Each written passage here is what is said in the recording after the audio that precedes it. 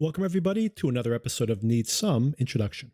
In today's episode, I will be discussing the full 10, believe it or not, there's 10 of these, 10 movies of the Planet of the Apes series, including a review of the most recent Kingdom of the Planet of the Apes. Before that, just a few show notes. This Friday, expect another episode in which I break down the final 2 episodes of the Apple TV Plus series Sugar. If you haven't caught up with that show or are curious about it, do check out the previous episode where I break down the first 6 episodes, including the big reveal. If you've heard about the show, you've heard about the reveal in episode 6. And then my final appraisal of how successful the show is in capitalizing on that twist. To be honest, I've already seen episode 7 last week. Not impressed. I have a lot of things to say about that. I'll reserve that until episode 8. And that's coming just this week. Stay tuned for that. Next week, a recap of the entire Mad Max series, including its surprisingly significant cultural impact, basically creating this post-apocalyptic desertscape type film genre, which was much more popular back in the 70s and 80s than it is currently, but strangely basically a genre created by a film and then, of course, its subsequent successful sequels, all directed by George Miller. And I'll probably have a cursory reappraisal of his really interesting, a really talented director who's had a very uneven but interesting directorial career. So expect that episode earlier in the week, and then culminating the following Friday with a review of Furiosa. Early reviews are coming in. It's going to play at Cannes, so there'll be a lot more reactions by the time that film is released here in the US. And early buzz is very strong, so very much looking forward to that. Direct sequel, or actually a prequel to the most recent Mad Max Fury Road, one of the most highly regarded films, definitely action films of the past few years. Early word is that it's a very different type of film.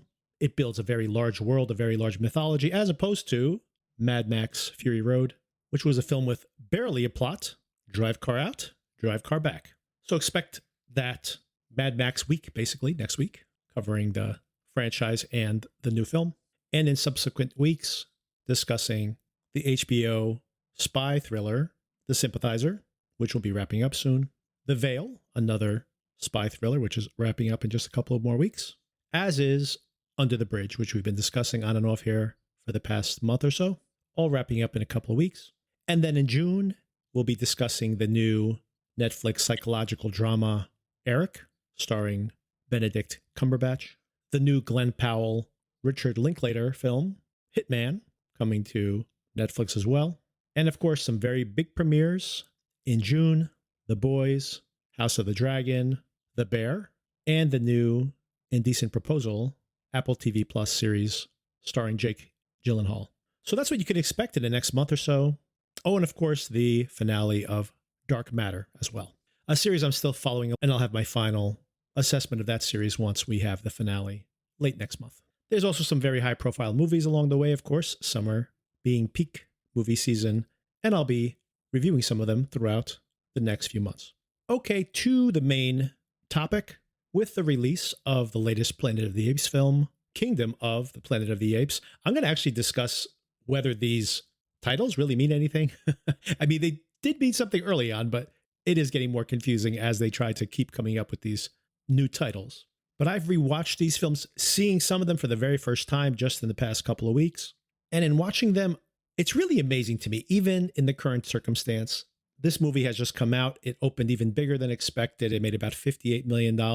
Worldwide, it's even bigger, made around $130 million over the weekend. Looks like it's going to perform in line with the third of this most recent refresh of the series, which is to say that this franchise continues to be evergreen, and maybe most surprising of all, in watching these films again, that there's something so resonant in this basic premise that we are now 60 years into this franchise, and looks like there's going to be plenty more of these. This husband and wife team that's been shepherding this new reboot of the series, beginning with Rise of the Planet of the Apes back in 2011, apparently pitched a 9-movie cycle. And as crazy as that sounds, the first 3 films were very successful. The new one seems to be yet another success financially.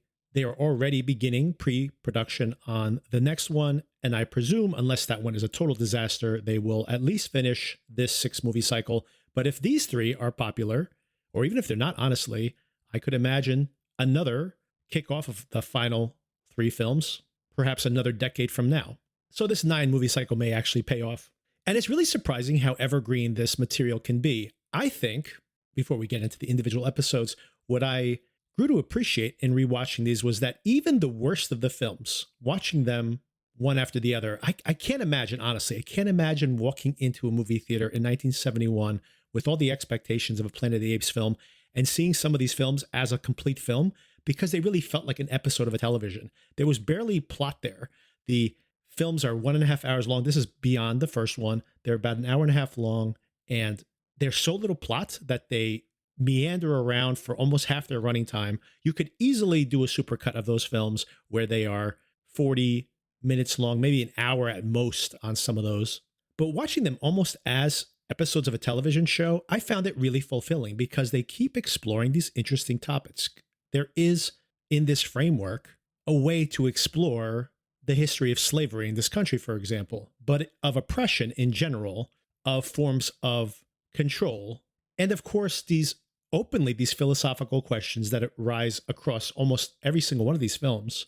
This question as to, if in the moment you're being humane, but long term this will lead to your destruction, then what is the correct course of action? And the series in general is comfortable with exploring these topics. All right, to kick things off, Planet of the Apes from 1968. This comes out the same year, I believe, as 2001: A Space Odyssey. 2001, despite being a hugely profitable film, was not originally a huge hit. It took a while to become basically a hippie psychedelic trip film. I mean, I wouldn't be surprised at all if in that time, especially, that people weren't augmenting their viewing experiences. And Planet of the Apes was another highbrow attempt at science fiction, which at the time, by the way, science fiction, despite these 2 seminal intellectual science fiction films coming out so close together, this was a time when high-minded science fiction was really not a genre yet. And this is actually based on a French novel written by Pierre Boulet, also the author of The Bridge on the River Kwai, which is the basic framework of this film. Plot-wise, actually, in very general terms, they are very similar. Astronauts end up on the planet, they believe in the planet, discover that it's actually run by apes. People are mute and basically subordinate to the apes.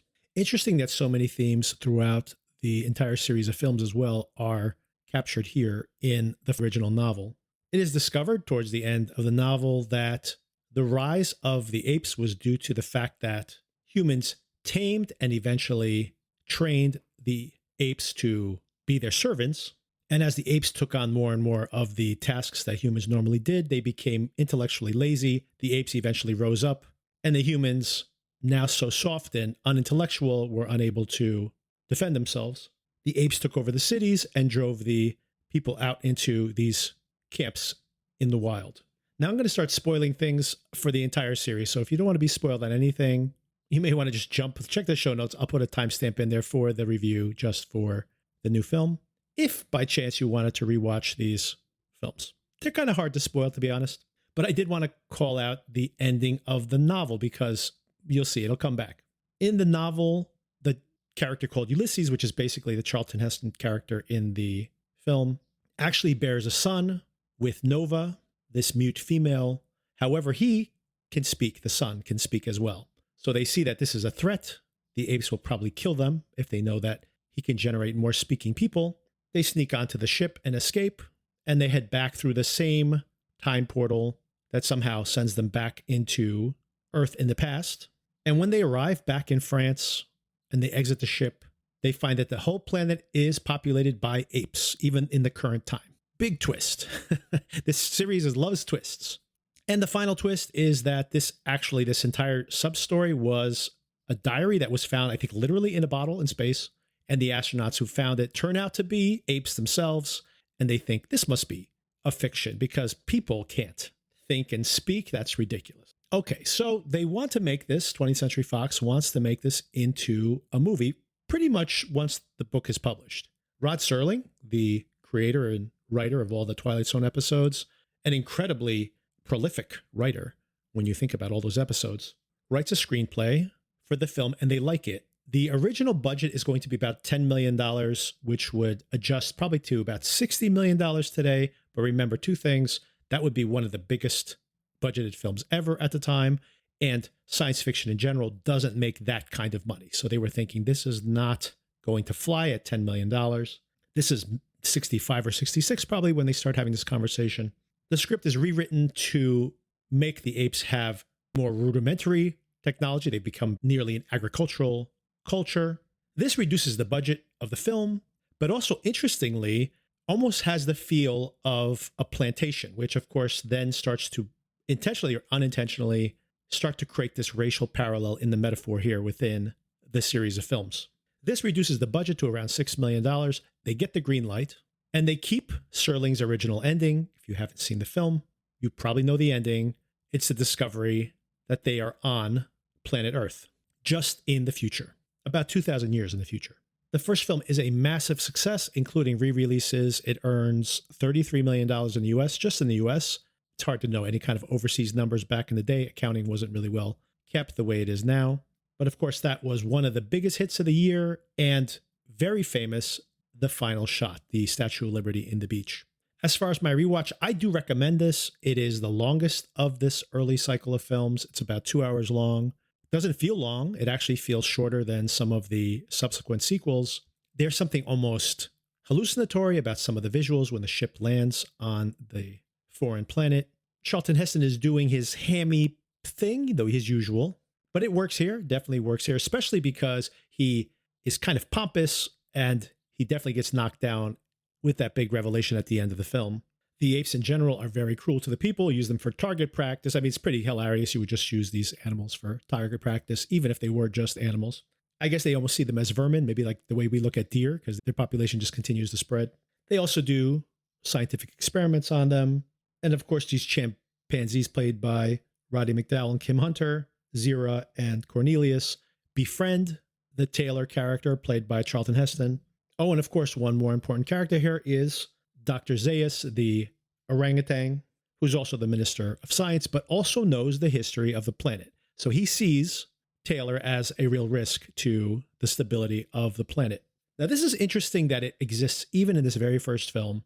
The idea that Zaius is obviously the villain of the film, but he's a villain with a point of view. You could very easily look at his perspective and say that he is a risk.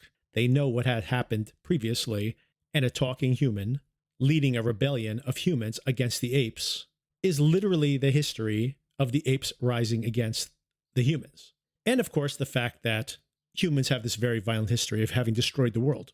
The film is a huge success, becomes a hit even at home, people watching it on television, and almost immediately they start to work on a sequel. They really struggle to come up with a script, and it really shows. I got to tell you, out of all these films, Beneath the Planet of the Apes, the 1970 film, the immediate sequel, is by far the worst of these films, in my opinion, of the original series. And maybe of all of them, to be honest. They're unable to get the director back for the first film, which I think really did a great job. There's so much in that first film of the actual wonder that is captured when you see, for example, an ape on horseback for the first time, or the way that the humans are chased and wrangled in those open fields.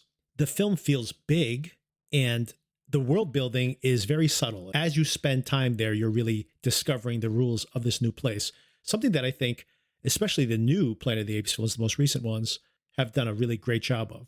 Not to speak too badly of Ted Post, the director of the second film, who, from what I researched, apparently the script kept changing. They had an arbitrary release date. A lot of what you hear nowadays with some of these big budget films that failed currently. And this is a mess. They can't really come up with a story. Heston doesn't want to really come back for another film. He said he'll only come back if they kill his character off. So he's barely in the second film. The budget is cut by nearly half.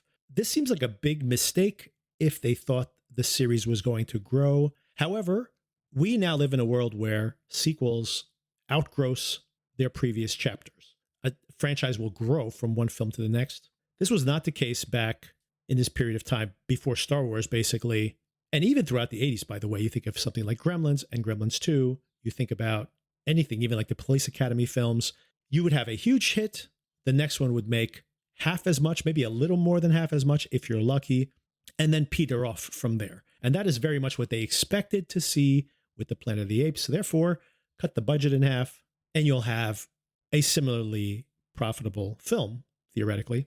So they sliced the budget down, and it really shows that where the first film feels expansive and the visuals are really impressive, this feels cheap.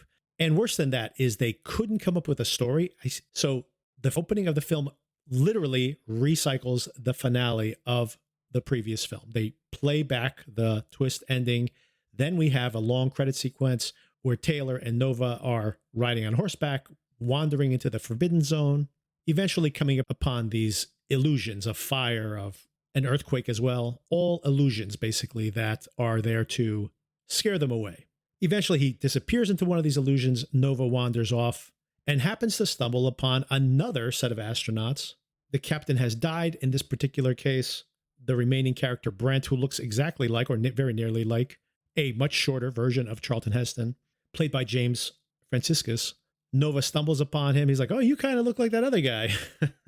We see in her mind these flashbacks. Once again, a few more Heston scenes in here in her mind's eye flashbacks. He jumps on her horse. I mean, there's all this back and forth. It's really just like they feeling like they're padding out a film that isn't even an hour and a half long. And it takes us to the midpoint of the film in which he has now seen the city of the apes. He's heard them talking about how they're coming after the humans. He's wandered into the home of Zira and Cornelius.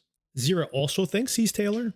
Cornelius here, not played by Roddy McDowall, the only film in this early cycle that doesn't feature Roddy McDowall, by the way. I think he was committed to another film. I didn't even know because their roles are so minimized here. I didn't even notice. Eventually, Brent makes into the Forbidden Zone.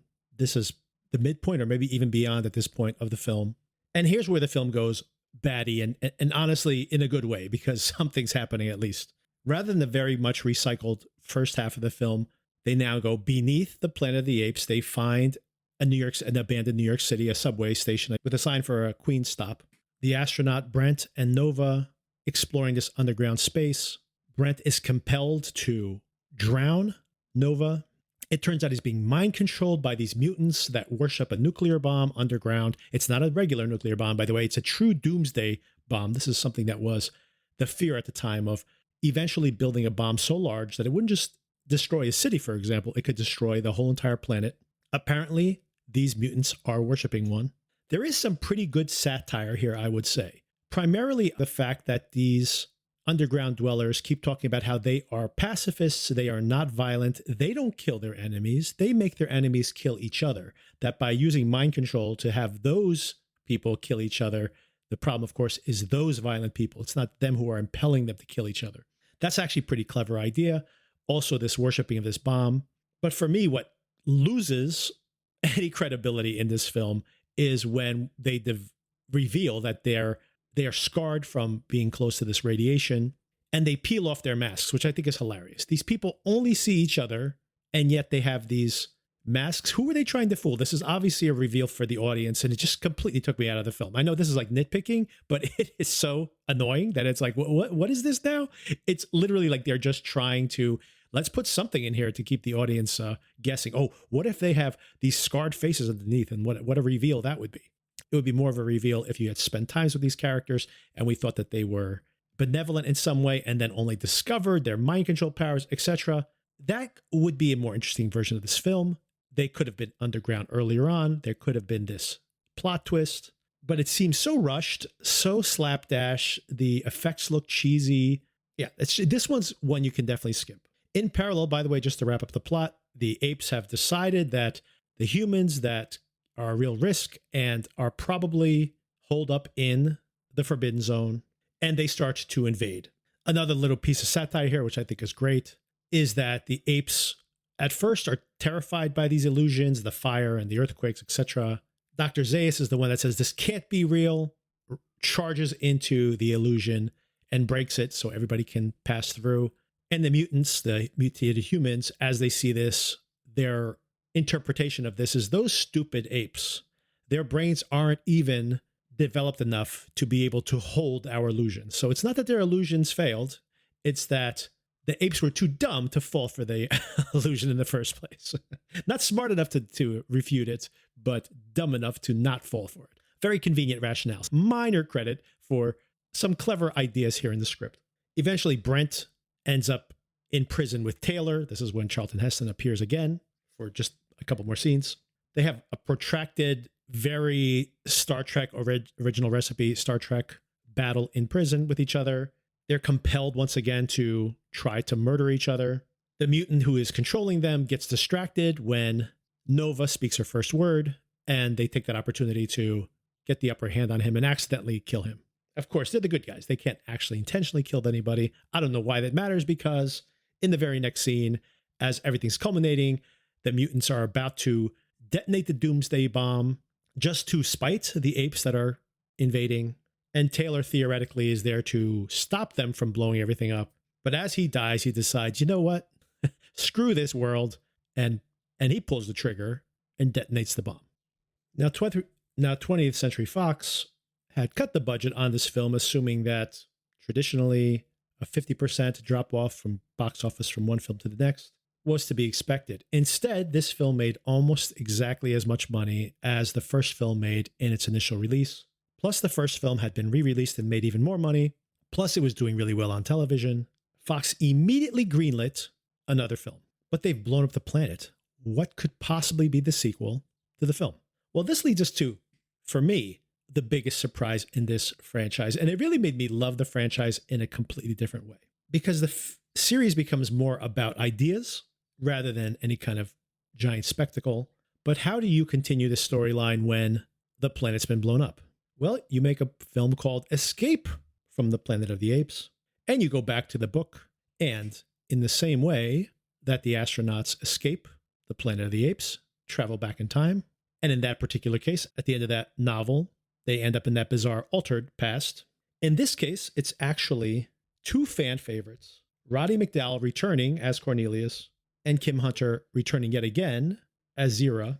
Turns out that they had jumped on board that ship and somehow anticipating whatever was to come there on the planet. I can't assume they thought the planet was going to get blown up, but they decided to escape the planet. They did confirm that the planet is actually destroyed. They go through this same time dilation somehow by, I guess, following the path, the original path of the ship.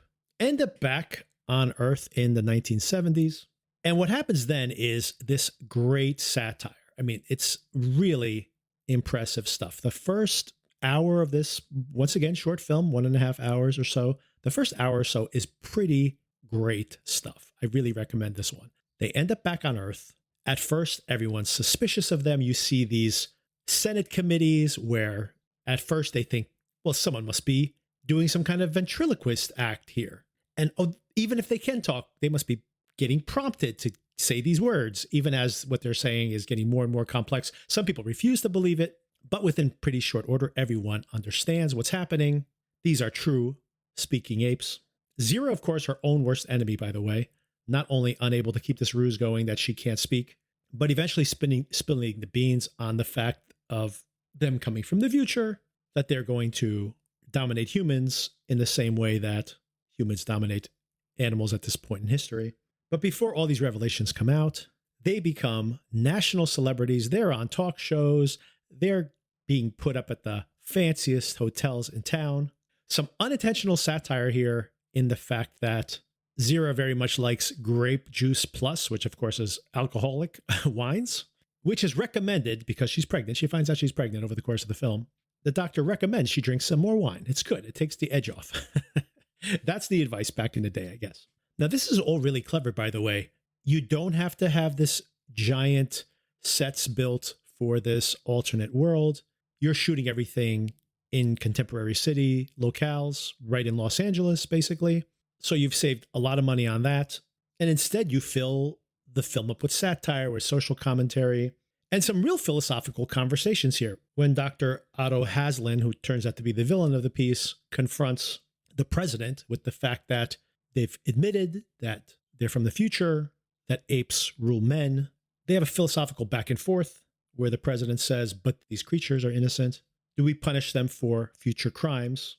to which this villainous character, arguably villainous, makes some good arguments. If you could prevent this from happening in the future, even if only if there's just a fraction of a chance that this is the root cause, wouldn't you take that? I mean, you're killing potentially 2 people. In this case, they could just sterilize them, which is the decision the president eventually comes to. And potentially, even if it's just potentially preventing these things from happening in the future, isn't it worth it rather than the risk of destroying millions, billions of lives? He certainly thinks so. Things escalate as he continues this investigation. Cornelius and Zira come to understand that they want to abort the baby. He accidentally kills their handler in trying to escape. And then they're wanted. And they have, in parallel, basically, another married couple, these 2 doctors that have been helping them out, very much paralleling their role on the Planet of the Apes, of course. They find an anti-human activist in Ricardo Montalban, of all people, who will hide them within his zoo. But in the meantime, before they depart, since all the zoos and circuses are being investigated, they have them hide away in a pretty remote area that has some personal significance to one of the doctors. So what's very lighthearted until this last half hour of the film or so suddenly gets pretty grim, and even more grim when in the end, talk about a shocking ending, Cornelius and Zira and the baby are all shot dead. Cornelius does kill Haslin before he dies, but much more importantly, we discover that Zira had actually switched the babies with another ape that had just recently given birth. So their son lives. And in the final seconds of the film, we hear him say, "Mama." This is a good one. This is a lot of fun, even despite the really, really grim ending. And it interestingly allows the series to be something very different than it was in its first iteration. Much more of a sci-fi action type film. It is now more about these philosophical ideas of control, domination, political power, and how much we are allowed to impose ourselves onto the whims of history. Can we really control those outcomes? This film, unlike the previous one, very much set up for a sequel with that final twist, and was also very financially successful. Not as big as the previous 2, but still a success. And that led to Conquest of the Planet of the Apes just 1 year later. This was the most low budget of all the films, also the lowest grossing, although still very successful, making about 6 times its production budget. And Roddy McDowall came back yet again.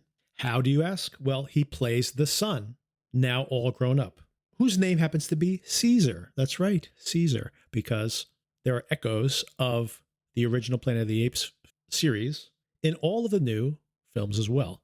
And of course, Caesar's a key figure in this new series. Now, I actually enjoyed this one a lot too. You can quibble about everything here. First of all, that society has changed so significantly in such a small period of time. We see a lot of things that were foretold in earlier stories in the film series about the rise of the apes. There is a virus that wipes out dogs and cats. People begin to replace their pets with apes. They start to breed the apes bigger and more intelligent to not only be their pets, but to do chores around the house, and then eventually to be slave labor. This is where the film now starts to be a direct metaphor for slavery. And there seems to be authoritarian government, at least in the city, but assuming this is nationwide or worldwide. Ironically, this entire governing body's primary job is to re-educate and maintain the order of these now enslaved apes, who now do everything. They serve as waiters. They do all physical labor. And the police force is there to make sure they don't get out of line. But even though they cannot speak, they are, apparently, we see acts of civil disobedience. They are slowly stockpiling an armory. Since they basically do all the labor, they can get their hands on most of the supplies they would need. What they don't have is something to light this fuse of a rebellion. And a talking ape would just about do it. And by accident and happenstance, because Caesar calls out against a public beating when he's in town with Ricardo Montalban, at first people say, did that ape talk? There is still this myth of this talking ape. Montalban says no. His character's name is Armando. I was the one who spoke out, so they still question him. And he tells Caesar to lay low and he'll reclaim him later on. Caesar ends up becoming a laborer, basically, inside the government itself, and almost by accident starts to rise up within this rebellion. It all happens very quickly, so this is completely unbelievable. I still enjoyed it. Once again, it's the ideas of someone who's pushed and just happens to, through just happenstance, become this inadvertent civil rights leader. Poor Armando eventually has to kill himself so he doesn't accidentally give away Caesar's true identity. But things are already on track at this point, and by the end of the film, we basically have the rise of these apes. But this isn't Rise of the Planet of the Apes. This is Conquest of the Planet of the Apes. Don't know what that means anymore, because what is the Planet of the Apes? Is this the Planet of the Apes? Didn't we leave the Planet of the Apes? I guess this will be the Planet of the Apes, but are we conquesting it? I don't know what the hell this means. Like I said, they start to struggle having titles that make sense here. And I find the first hour, this is once again, all these films are just good hours here and there. The first hour of this film I find really interesting, laying all this stuff out. There's once again a lot of satire about this expectation that these apes are not doing these expected tasks correctly. Meanwhile, these humans won't actually do them themselves. A satire on our laziness. And by the way, as I'm watching this, I do think a lot about all this hysteria right now, some of it warranted, honestly, about the future of AI. And it's the same type of risks we're talking about, right? We're going to hand over all of this labor to AI. And then what if the AI turns against us, right? So it's the same fear that we've always had about all of these luxuries. So everything comes full cycle to some extent. The film falls apart. I'd say the last half hour, you can watch this at 2x speed. The action is pretty dull. You've seen it all 100 times before. There's nothing clever about it. There are some nice moody visuals, some maybe just because of the film stock and just that 70s style of filmmaking of the apes like emerging in the dark.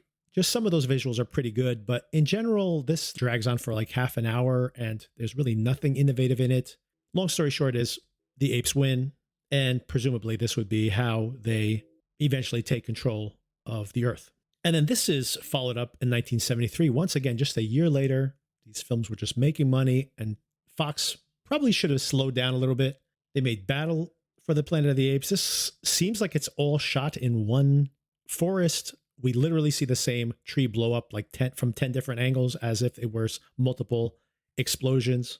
They cut every corner possible. This feels like TV production, and probably not a coincidence that in 1974, a TV series of the Planet of the Apes was produced and released, probably using some of the same production facilities. This feels like a TV show, and the long and short of it is that internally within the camp, Caesar, now older, has a son also who's probably a teenager, has some friendly humans around that are teaching the apes how to speak, how to read, but he is suddenly feeling pressure from some apes who seem to be the more warring side of these species. Once again, going all the way back to the very first film, this film is starting to create a Mobius strip, and this gorilla wants to war with the humans, looking for any opportunity, but really wants to use that war to eventually take the crown from Caesar. Also tying all these things together, Caesar hears that there is a recording of his parents, which he wants to see. We hear the recordings from the third Planet of the Apes film, where they speak of the history that leads to the rise of the apes. But this is in the Forbidden Zone, which draws the attention of some of these mutants who are underground, of course, because they will be living there later in the future. In the midst of all this, Caesar's son one night catches Aldo plotting against his dad. Aldo chases him into a tree and then chops down the branch he's standing on. He's dying, so Caesar's distracted by this at his bedside as Aldo starts to take over control of the tribe. And the humans are attacking, which leads to a big confrontation at the end. The apes defeat the humans, and then Caesar defeats Aldo because Aldo has broken the number one rule: ape shall never kill ape. And that's the whole film. This feels like an episode of television. This could have been one of the episodes from the eventual TV series with just a little bit of trimming and a smaller budget, of course. This is the end of the series of films. Oh, one more thing I forgot to bring up, that there's a framing story around this whole story that's told by John Huston, of all people, playing an orangutan as the lawgiver. And he talks about how Caesar always dreamed of a future where humans and apes could live together. And that's what we see. We see in the end, the humans and the apes together listening to this story. And the statue of Caesar cries. So what does that mean? Is this his dream finally realized, and that's why the statue is crying? Possibly. And this ends this original series of films, but not the whole entire franchise. The very next year, so presumably this was already in production in 73 for it to be on the air in 1974, a TV series which lasted almost a full season, which featured one of the stars was David Soul before Starsky and Hutch. The series was not a big hit, but did well enough where they continued the same storyline as an animated series in 1975. That lasted about a year, and yet people kept watching these. When I was growing up, I don't remember these films, but they were on all the time. I did watch them, and I don't remember them because I was so young probably at the time. But in the late 70s, early 80s, these films continued to be very popular on local syndication, to the point where you'll probably see other films listed as well, like on IMDb, for example, because what they ended up doing, Fox ended up doing, was taking the TV episodes, taking 2 or 3 episodes, mushing them together into a feature-length film. They got Roddy McDowall oftentimes to provide some additional narration and put a beginning and end, and they edited these together into separate stories. I remember seeing at least one of these. I remember them being trapped underground. The humans are trapped with a gorilla who's a policeman, and they find a poster of a gorilla in a zoo, I believe, and they're afraid that he'll find it because then he'll get angry and kill them all, potentially. That's about the plot I remember from that whole series of films, but all that is to say that they continued this franchise in the early 80s. They basically repackaged these episodes as additional films. They got released around the world. The franchise wouldn't die, probably until the mid-80s, late 80s. Then finally, they stopped trying to spin off additional franchise content. But that original film always kind of stuck with people. A generation of people remembered seeing that in theaters. So then in the 90s, they started talking about Fox rebooting the franchise. This eventually led to Tim Burton, of all people. Tim Burton, that's right. Beetlejuice, Batman, Edward Scissorhands, Tim Burton making Planet of the Apes. I was a fan of Tim Burton, by the way. I had been a big fan of pretty much everything. Pee-wee's Big Adventure, a big hit. Beetlejuice, of course, huge cult classic, and also a big box office success. The rare thing that can be both at the same time. Of course, Batman, a massive success. Edward Scissorhands, brilliant film. Batman Returns, considered kind of a flop at the time, now a huge cult classic. Ed Wood, not a financial success, but definitely one of his best films. Mars Attacks, also a bit of a flop, but huge cult classic now. And then Sleepy Hollow. So I had appreciated minimally and sometimes loved all of his projects at this time. And even I, as a fan of his at this point, did really scratch my head and think, is this who I want to see make a Planet of the Apes film? And what I would say about this is that it's not as bad as everyone says it is. It may very well be the worst of these, although I would still give Beneath the Planet of the Apes or Battle for the Planet of the Apes as the worst of the series up until this point. But even though it's not as bad as everyone says it is, it's still pretty disappointing. You're spending a lot of money on this movie. But despite anything else that anyone will say about it, it was a big hit. It cost about $100 million. It made $362 million worldwide, that is. If that movie comes out today with those same numbers, people will be pretty ecstatic about it. But this is a weird choice to have Tim Burton making this film. Weird choice. I think maybe the worst choice of this whole entire thing. Mark Wahlberg in the lead. I like him sometimes. He doesn't work here. And also Mark Wahlberg and Tim Burton. Wahlberg, for example, has given good performances when he works with Scorsese, just to name one, or in somewhat comedic performances like the other guys. But he doesn't work here. You're thinking you're putting him in the role of this pompous astronaut. Basically, he is not a contemporary Charlton Heston, to say the least. But all that being said, Tim Roth is terrific as the main villain.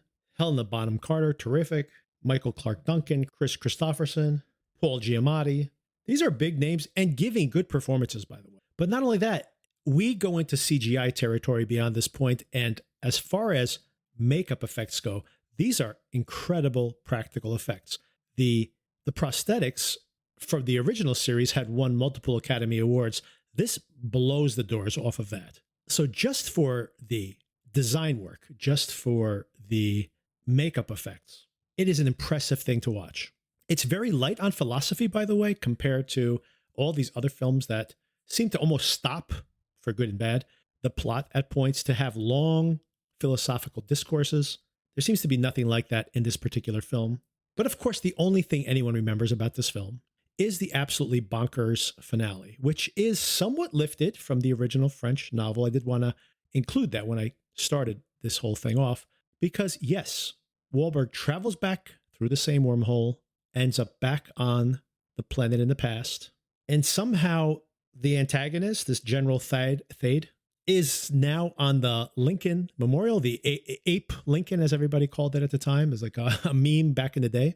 It's silly enough to have gone into an alternate past where everything's apes, which I guess you could kind of rationalize. But how did Thade become this civil rights leader in the past? He would have gotten onto a ship or a different ship, gone even further into the past, and led to an ape uprising like 100 years earlier. I don't know what's going on here. It's such a crazy finale. A film that could have squared that circle may have been interesting, by the way. But anyway, like I said, you can skip this one, but do watch like a making of featurette or something, because the work from the artisans and the creative teams here is really impressive. Okay, so that's 2001. It's, even adjusting for inflation, the most successful of any of these Apes films. So Fox knows they have something here. This franchise is still somehow evergreen, even where people have only the most tenuous relationship to the original films, the book, any of it. There is still this real interest in the series. But it takes 10 years to come up with a new story arc for these films. And this leads to Rise of the Planet of the Apes, directed by Rupert Wyatt and written by Amanda Silver and Rick Jaffa, who had this 3-story arc to begin with, apparently even longer arc, but a 3-story arc for the character of Caesar, lifted somewhat from the original franchise, as far as just that core idea that Caesar's going to lead to this ape rebellion and will also be the first ape to speak. This film, of course, also another huge financial success, made for $93 million, less than the Burton film.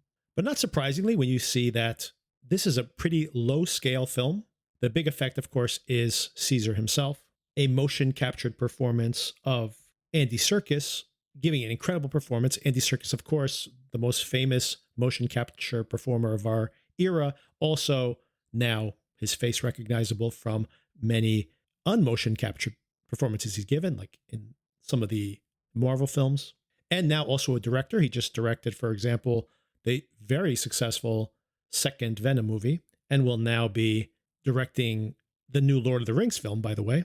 Some news that just broke recently. But Andy Serkis, who had played Gollum, and many people said he should have won an Academy Award for that. Many people thought he should have won an Academy Award for playing Caesar, and was also the motion capture performer for the Peter Jackson King Kong movie from 2005 or so.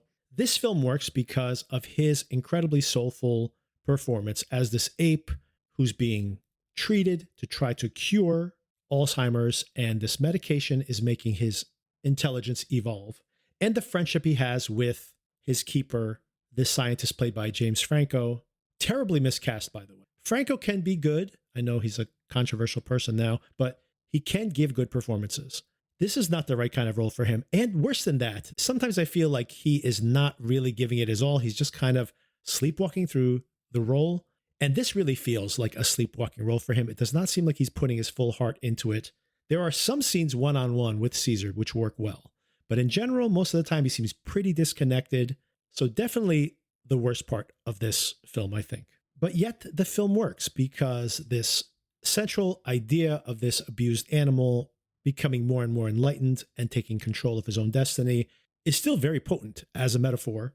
By the end of the film, Caesar has stolen some of this chemical, this Alzheimer treatment that has made him more intelligent, has treated other apes to increase their intellect. But of course, we discovered that a more potent version of this medication that has been developed behind Will, the James Franco's character's back, is actually lethal to people.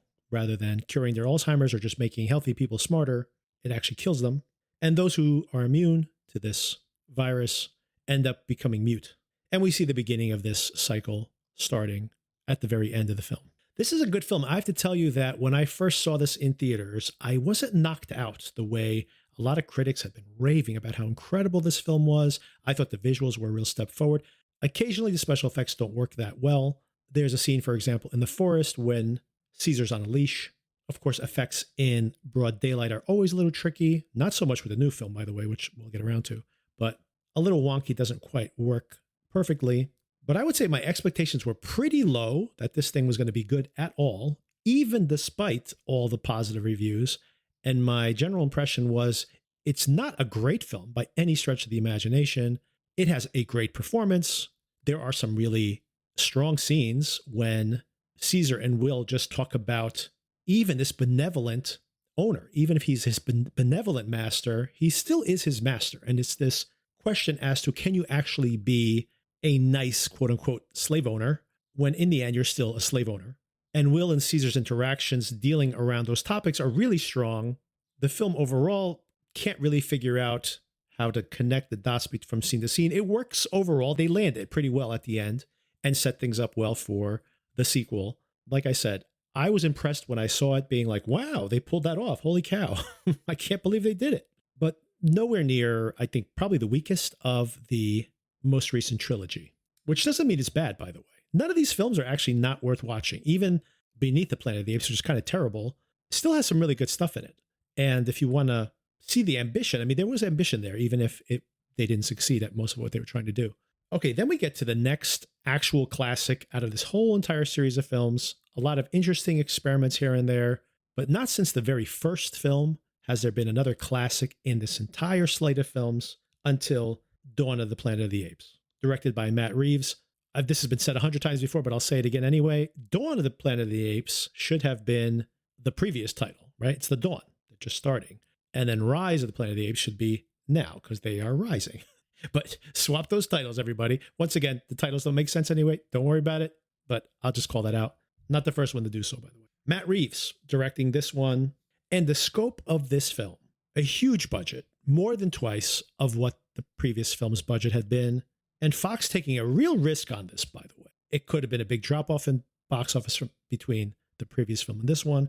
The last one, of course, had made nearly $500 million, but it would basically need to achieve that box office success again to make this film, with a near $200 million budget at the time, was almost unheard of, to even be able to break even. But it paid off. This film was a huge success, made over $700 million. The visuals are absolutely phenomenal. This battle between the rising forces of the apes and the remaining forces of the humans, this very interesting back and forth between Koba and Caesar, two very different approaches as to how to deal with the humans. This is really a pivot away from humans as being the central characters and the beginning of seeing the apes as essential characters of these films. There's still a lot of people here and some recognizable faces giving solid performances. Jason Clarke, Gary Oldman, Terry Russell, just to name three. But the story really is starting to focus more and more on Caesar and this battle for the philosophy of violence versus a more non-violent approach to ruling here in this new world. In the end, Koba loses. Caesar is triumphant. However, he now has to deal with the consequences of this war that now Koba has kicked up with the humans. There's a lot more going on in this film. I'm not going to break down the whole plot. It's pretty complex, but as I mentioned before, what's most interesting here is this philosophical discourse, along with these really bracing visuals. If you heard my review of Matt Reeves' Batman film, that one, I thought that script was kind of a mess. There's like 2 or 3 movies all cobbled together, but the visuals are absolutely stunning. And he once again proves here just how breathtaking his visual sense can be. And once again, if you're going to see 2 of these, watch the first one and then watch this one. Very highly recommended. Available on Disney Plus. I believe all of these are available on Disney Plus or Hulu or a combination of both. So definitely seek this one out. And then Caesar's story arc ends with War for the Planet of the Apes. Once again, doesn't really make sense. War, this is not a war movie. Titles are confusing to say the least. This is an interesting film in that it has it's a prison break film. There's definitely elements here of Apocalypse Now. Woody Harrelson here playing this Kurtz-like character. This, I believe, is I may have attributed it to the previous film or the first film in this 3-film cycle. This is the film, I believe, where the survivors of the virus now start to see their intellect devolving and they become mute, which of course was foretold all the way back in the original cycle of films.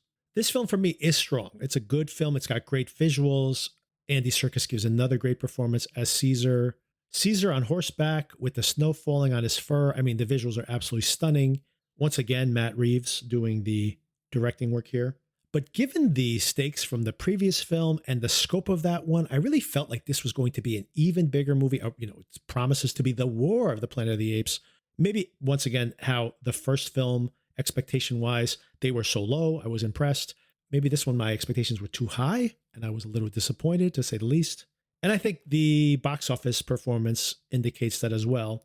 The film made almost $500 million, but anyone who expected this to be a step up at the box office, maybe Fox was a little disappointed by that result.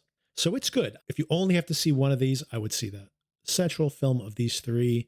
But you might as well watch all 3 of these. These are all 3 solid films, a good story arc as well. And that leads us to the most recent Kingdom of the Planet of the Apes. We are now 7 years past the previous film in the series. This is a direct continuation, although in the very opening of the film, Caesar's passed away. This is decades, maybe more, after Caesar's demise. At the beginning of the film, we meet Noah, a really strong climber. His tribe trains eagles. They retrieve fish for them. Pretty nice living. Have the birds do the fishing for you. He's out with Suna and Anaya, 2 other chimpanzees, and they are collecting eggs for a coming-of-age ritual. Since there's such a focus around training your birds in this particular tribe.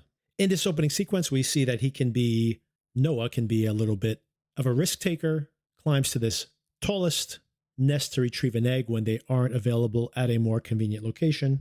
On the way back home, they run across an echo, as they call them, a human. This human female ends up following them back to camp. Noah, while confronting her, ends up losing his egg, and he's so upset about not having an egg for the ceremony the next day, he decides to head out at night, where his horse attracts the attention of another pack of apes. These apes are raiding, and they have electric tasers as weapons. They follow Noah's horse back to camp, and they end up looting and burning the entire camp and taking all the clan members as prisoners. In the middle of this looting and burning of the village, Noah's father is killed. Noah has a little bit of a tenuous relationship with his dad. Everyone thinks Noah has died as well from his fall from the tree, but he has actually survived. The next morning, he promises his father, who's passed away, that he will find the clan and bring them back home. And then he goes on a traditional hero's journey at this point. He meets a mentor, as is often the case with these stories, whether it's your Merlin character or your Obi-Wan character. He starts teaching him about Caesar and the history of his people. They lived in this idyllic oasis, so they don't know about the teachings of Caesar and the broader culture around them. And of course, as is often the case for these coming-of-age type journeys, he starts to learn about the world. He starts to learn about his history. Raka is this mentor, this orangutan. Very interesting, by the way, that Noah brings up the name of Caesar because Silva, the leader of this bandit tribe, took possession of their property under the rule of Caesar. So this is, once again, interesting political metaphor here within the series itself. The idea that you rationalize your behavior. The orangutan is saying, well, they're not really following the teachings of Caesar, who was against any kind of violence between apes. But it speaks to the fact that, of course, once you're in power, you take the belief system and appropriate its teachings to your particular desired outcome. As they continue to travel, once again, this female echo makes another appearance. Raka is very interested in her because he's learned about people, but she seems more intelligent than the ones he's encountered before. Of course, it is eventually revealed that this female, Nova, as they call her, once again, a reference all the way back to the original film, is actually called May, and she can speak. And at this point, we have this ragtag bunch of characters, and inevitably, they end up at the encampment where this false prophet, approximately Caesar, I guess, has captured Noah's clan. It is a beautiful set. Beautiful design work. It's not actually set, I don't think. basically a battleship, all rusted and desiccated. However, inside are the secrets of human technology. And May actually wants something very specific from inside of the ship itself. That's pretty much the setup. Although it takes you to about halfway through the film, inevitably there will be confrontation. This Proximus Caesar, this false prophet, will see an opportunity here with Noah, a very clever ape. And then Noah has to make a decision. And it's complicated, by the way. As is often the case here, Proximus Caesar, his rationale is better that I have this technology than the humans have it. If the humans have it, it's dangerous. And it is completely legitimate that despite the fact that, of course, since Noah is our central character, we are rooting for him just because he is the Luke Skywalker style character here, the central hero on this hero's journey. The reality is that you could get to the end of the film and think that his choices are incorrect. Or you can think that the choices that some of these humans make are incorrect. Or that Proximus, despite being the villain, might have been right broadly about his opinion of the risk of all this. Once again, very clever, very well done. This is what I like about the Apes films, this wrestling with these different ideas. I like the final action sequence, the entire lead up. Really, what's so great about these new trilogy and now, I guess, quadrilogy of this series, the one since 2011, is that the material is allowed to breathe. It's the world building. You know, they've thought about, well, what is the technology now? How do these societies operate? How do these different clans cooperate or not? And they don't just explain it to us. They just allow the story to unfold and then we fill in those blanks. So the world is so well realized. You could imagine them just keep making more of these. And I could imagine where, sure, you could have ones you like more, you have ones you like less, which is basically what this whole 10 movie and counting franchise is like. But you can always dip back into it. It's in very good hands, basically. They understand the universe they're building, and these stories can just unfold within them. And in the most positive way I can say, when you get to the end of this film, the stakes are so low where it's just a fight between a couple of guys and the goal is to just save his clan. And I don't say that in a derogatory way. The small stakes are what make the film compelling because there is this broader mythology that these characters live within, but the story's not about the end of the world every single time, unlike some of these sillier versions of this story in the earlier sequels from the 70s. The stakes simply are rescuing your loved ones and bringing them back home. But there is a hook at the end. If you don't want to be spoiled, after the final confrontation, Noah is victorious. Everybody returns home. Nova/May checks in with him, says her goodbyes. She brings a gun, which she keeps concealed, so not 100% trust there between them yet. But she seems moved by her goodbye with him. What she had retrieved wasn't a book, like she said she was going to retrieve. She had actually retrieved a hard drive, which she brings back to an underground lab, shades of Beneath the Planet of the Apes, where they use the hard drive to unlock satellites, and these humans start to communicate nationally, potentially internationally. And it looks like there are other intelligent humans all over the world, and that is the setup, coordinated human action across the globe with presumably a lot of these military technologies at their fingertips. And will that be the real war for the Planet of the Apes in the next film? I guess the scope of that war all depends on how much money this movie makes. But it's off to a good start.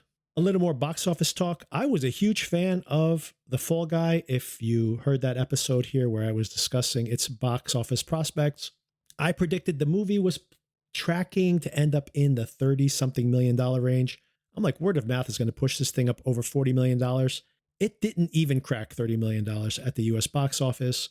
Even with strong legs, it may not crack $100 million in the US. Overseas, it seems to be doing slightly better. But even if it ends up with a little over $200 million worldwide, which would be totally fine, by the way, for a rom-com, there have been some recent rom-coms that have performed in line with $200 million, around $200 million at the box office, which is not bad at all for a rom-com, which is primarily what The Fall Guy is. But they spent over $125 million on that movie. They spent on it like a blockbuster.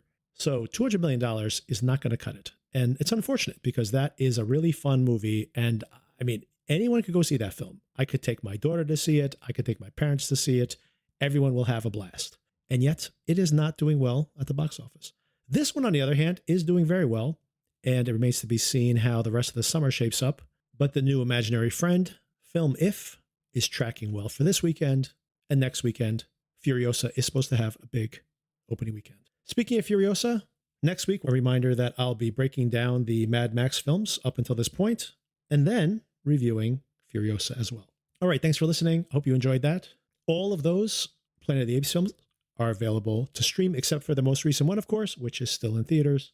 And if you want an official ranking from 10 to 1, worst to best, check out my Letterboxd profile, where I have mini reviews and my ranking 10 to 1. You could probably guess it from what I just said all here, but if you want a more concise version of it, check out my Letterboxd link and go to lists and check out my Planet of the Apes rankings. All right, everybody. Sugar, series finale, season finale. Pretty certain it's going to be series finale this Friday. Stay tuned for that. I'll talk to you soon.